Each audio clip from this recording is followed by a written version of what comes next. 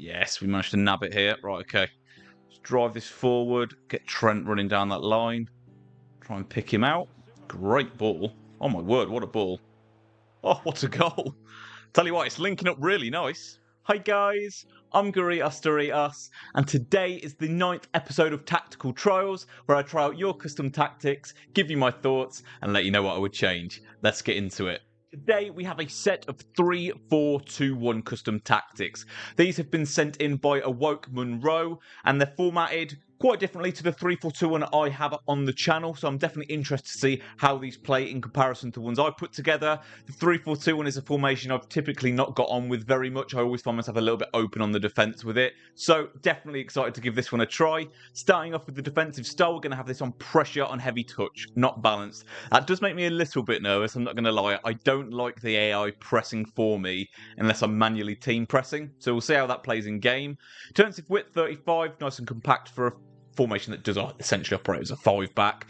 Depth is 55, so kind of modest, but still enough to be able to press. Build-up play balance, chance creation, direct passing, definitely sticking to the meta where that's concerned. Offensive width is 50, so we've still got some width, but we're not going too narrow either. Players in the box is 5, so that's probably quite a good balance because you've essentially got 5 dedicated attackers in this formation. Corners and free kicks, Awoke Monroe has this on 2. I'm just going to put these on 1 because that's my preference. Getting into the player instructions, the striker is on stay central, getting behind, nothing too crazy there.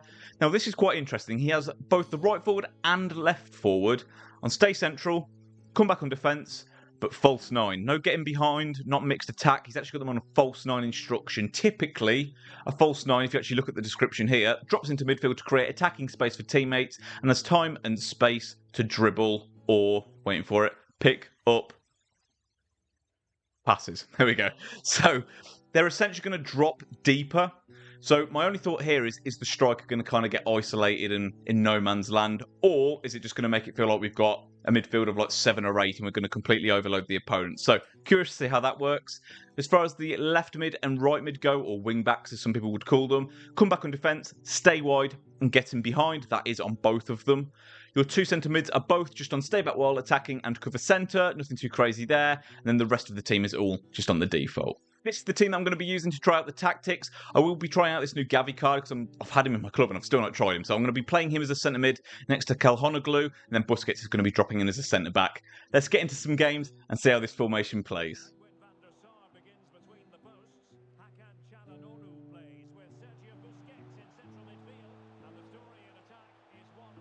Okay, we've got around the back there nicely, and that is 1-0. Okay, good start.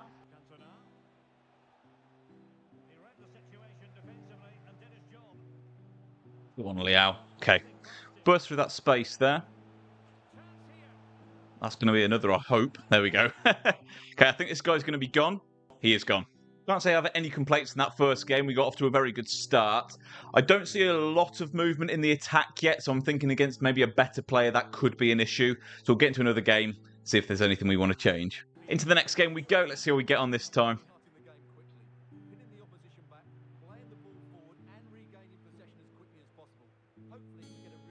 Oh, striker made a great run there. Okay, pretty darn good start. It does seem like there might be something to those forwards being on false 9 that makes the striker actually kind of like not get picked up. Back, let's drive it forward. Yeah, see, Sterling dropped back there as a passing option. It's not normal in his AI to do that, so that's definitely the false 9 sort of playing a factor there. Come on, Trent, move. There we go.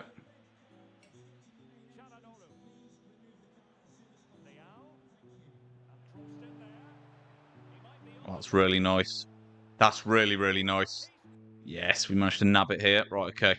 Let's drive this forward. Get Trent running down that line. Try and pick him out. Great ball. Oh my word, what a ball. Oh, what a goal.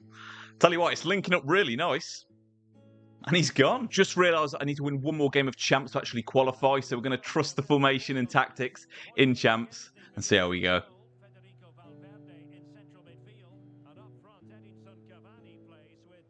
Very, very nice there. That getting behind instruction, getting him in early. Lovely. Really, really nicely worked. Is he gone already? Wow, he's gone already. So far, so good. I mean, no complaints whatsoever. It's defending great. It's giving me options on the attack. And with that getting behind on the left mid and right mid, now I'm kind of aware of the movement and runs they're making. I've got a way in sort of around the sort of back of the defence as well. So that's really nice. The pressure on heavy touch, I honestly haven't noticed a difference between that and balanced yet. Maybe I need to play a little bit more for that to sort of be noticeable. But the width and depth I really like. The width on the attack feels fine. Players in the box and 5 doesn't feel lacking. Direct passing is obviously direct passing. In terms of the instructions, with the false 9, the only times I'm noticing it blatantly is sometimes in the build-up, my left forward or right forward will drop back to give me a passing option rather than just committing to a run. So there is that, which I don't mind, so long as they're not always doing it. Like, it's good to have multiple runners to give the defenders a lot of things to think about, because that's how you can kind of get runners in behind. If you've only got one person committing, then that's no use. So the false 9, it seems to still give you a variation, but they do drop back if you're kind of lacking a passing option, so that is fine. I do feel my strikers getting in and kind of not picked up as well, and I don't know if that's because these are dropping deeper. I don't know, like the defense is occupied with them, and then the striker just kind of gets through. It's odd. But yeah, so far so good. I don't want to change anything yet. I'm going to play another game, see if there's anything at all that we feel like we need to change. But so far, this just seems like a really, really nicely formatted formation.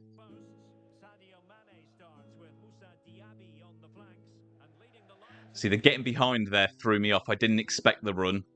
So, yeah, that's something that you just have to get used to with the setup. That's not the formation's fault. That's just me adjusting to it. Okay, just trying to work it around the box here.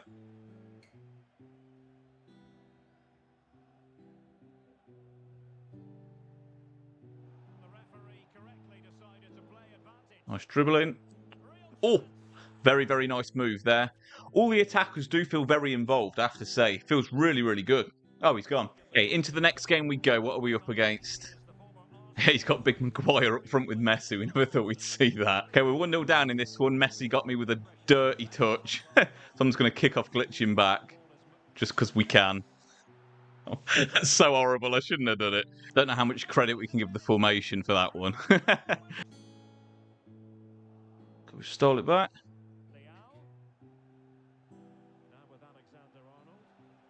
Nice run there. Cut it inside. Lovely goal. Once you kind of get to the wing on the edge of the box, this formation is so strong for working the ball across the box because you've kind of got this line of 5. It's really, really overpowered. Oh, that's gone through my goalie. Don't know if I'm too happy about that one. My keeper just kind of went invisible there. Look at this. Oh, my word. He stepped across and dove the other way. Good tackle that. Okay. Oh, that's weird. His defender really kind of dove in there, didn't he? Okay. We've got a really easy cross on here at the back post. Not it across. There we go. Back in the lead. We love to see it. Come on, Albert, pick that up. Just drive the byline. Get it across. Lovely. That's a great goal. Again, that is this formation to a T, just working it across the box. Okay. Send Trent on a run. There he is. Send it back to him. Let's move the goalie. I think he thought I was going for the across goal shot. I waited for him to go first. Ah, that pass is loose. Can we get it back with the press again? I suppose that's like the pressure on heavy touch there. You see the way they pushed forward? Like, that wasn't me doing that. I want to have last attacks if we can nab one more. Let's do a fancy crossover. Scorpion. Oh, he's gone for like a bike, but we'll take it. We managed to get the last goal that we wanted. So, guys, Awoke Munro's 3-4-2-1. Definitely a good set of custom tactics, formatted very nicely, and definitely a bit more innovative as well with that false 9 addition. Pressure on heavy touch. I eventually started to notice it, but only when I initially lost the ball. Just like the closest 3 or 4 players would do like a little bit of a press. But that's kind of the only place I noticed it. It sort of helps, but I don't really care for it. So me personally, I'd maybe just run this unbalanced. But if you aren't someone that is good at manually pressing, this I think is a good sort of middle ground to actually have the AI aid you in a press. It didn't ever feel like it was detrimental whatsoever. It definitely worked. So no actual problems with the pressure on heavy touch in this, which I thought there might be, but worked absolutely fine. The width and depth, this is just fine. This is nice, safe numbers that just work for a 3-back. Balanced direct passing is all standard. 5 players in the box wasn't too reserved. That felt absolutely fine for this setup. And the width, once again, I found it still very easy to link up passes. I still felt like I had width. So, like 50 suggests, it was very balanced. As far as the player instructions go, I personally, if I was to use these again, would maybe run the false 9 guys on balanced, just because there was the odd occasion when they dropped off where I would have just really liked them to commit. Obviously, I was able to override that by triggering an L1 run, but it's just nice if they do it anyway, rather than kind of taking longer and me having to manually do it. But on the other hand, there were occasions where I didn't have a passing option where they would drop off and give me that passing option. So that was nice as well. So I think the false 9 or balanced or getting behind, that for those positions in this is complete personal preference. Getting behind on the left mid and right mid is something I also think is very essential for this formation. Otherwise, it just feels like they don't get involved quick enough. So Awoke Monroe definitely was right to put that on. The stay wide definitely helped keep the width in the formation, kind of get the players on the byline and a bit more isolated and easier to pick out. Come back on defence, obviously, so it operates as a 5-back. That's an absolute standard. I also like the fact that my 2 centre mids, despite being on stay back cover centre, would be there as passing options in the attack if necessary, so that was cool. Obviously, all this is on default, so that's all normal. Overall, great set of custom tactics. I think the 2 things in this that are totally optional to change, but you could change, is you could change the false 9 for mixed attack or getting behind, and you could change the pressure on heavy touch for balanced. But other than that, I love the way they're formatted. I wouldn't touch it. Massive thank you to Awoke Monroe for sending in his 3-4-2 on custom tactics. If you guys want to send me your custom tactics to be featured in a video where I give you my thoughts and let you know what changes I would make, then just copy and paste the template that's in the description into the comments, fill out your tactics, and then I'll include them in a video for you. As always though guys, if you did make it this far in the video, I really appreciate your time. If you did enjoy it, please subscribe to the channel if you haven't already and turn your bell on. Take care guys.